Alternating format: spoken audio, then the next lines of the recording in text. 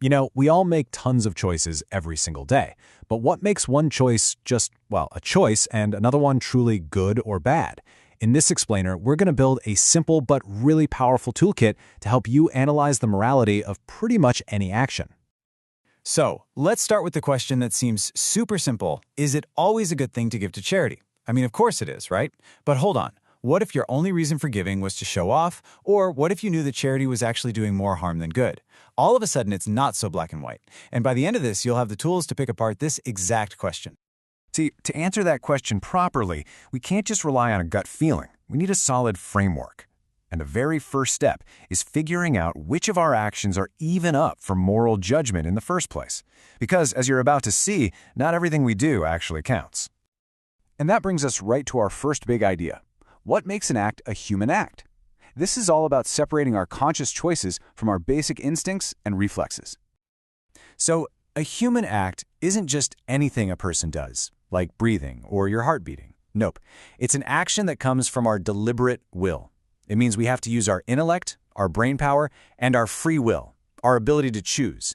It's all about making a conscious, deliberate choice. And this distinction is absolutely crucial.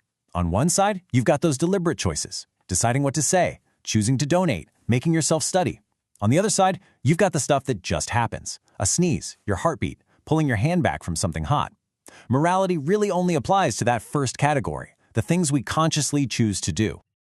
Okay, so if a human act is all about conscious choice, what are the specific ingredients that have to be in the mix for an action to even qualify?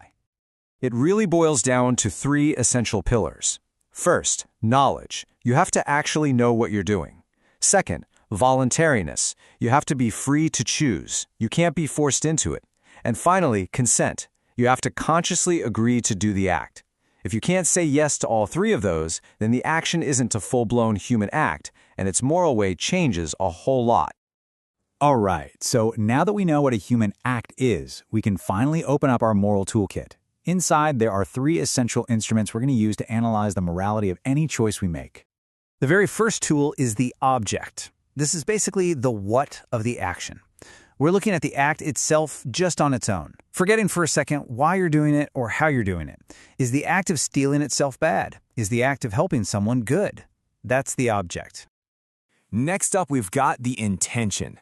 This is the why behind the what. What's your goal here? What's the real motive driving you to act? This is where we dig into the purpose you're trying to achieve. And our final tool is the circumstances. This is all about the context, the who, what, where, when, and how of the whole situation. Think of these as modifiers. They can make a good act even better or a bad act even worse. But, and this is super important, they can't change the basic nature of the act itself. They can't turn a bad act into a good one. So here's a quick look at how it all fits together. The object is the what. It tells you the basic nature of the act. The intention is the why. That's your motive. And the circumstances are the how, when, and where. That's the context.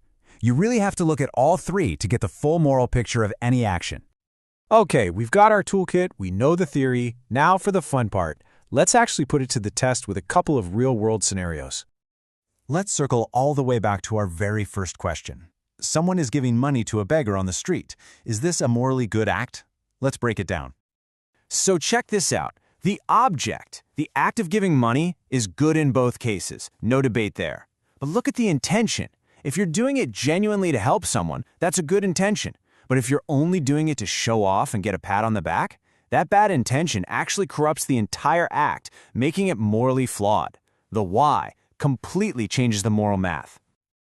All right, let's try another one, a real classic ethical dilemma, lying.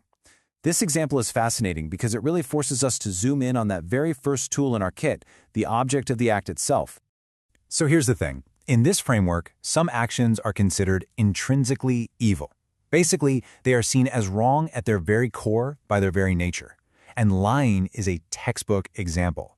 The object itself, the act of saying something that isn't true, is seen as fundamentally broken. So even if you have a really noble intention, like saving someone's life, the act of lying doesn't suddenly become good. That good intention might lessen the blame, for sure, but it can't erase the negative nature of the act itself.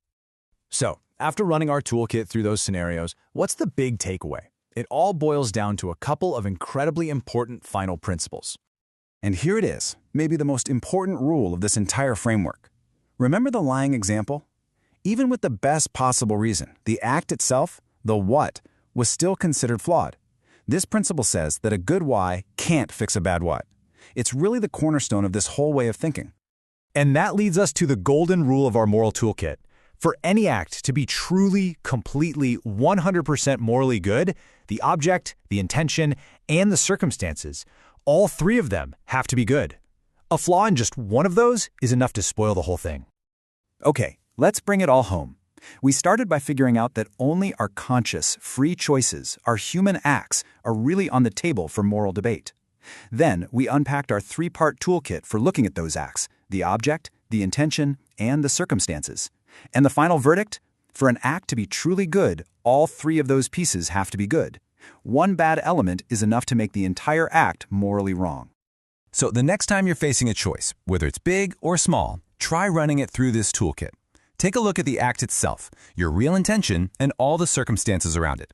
How does this new lens change the way you see your own decisions? Thanks for joining us.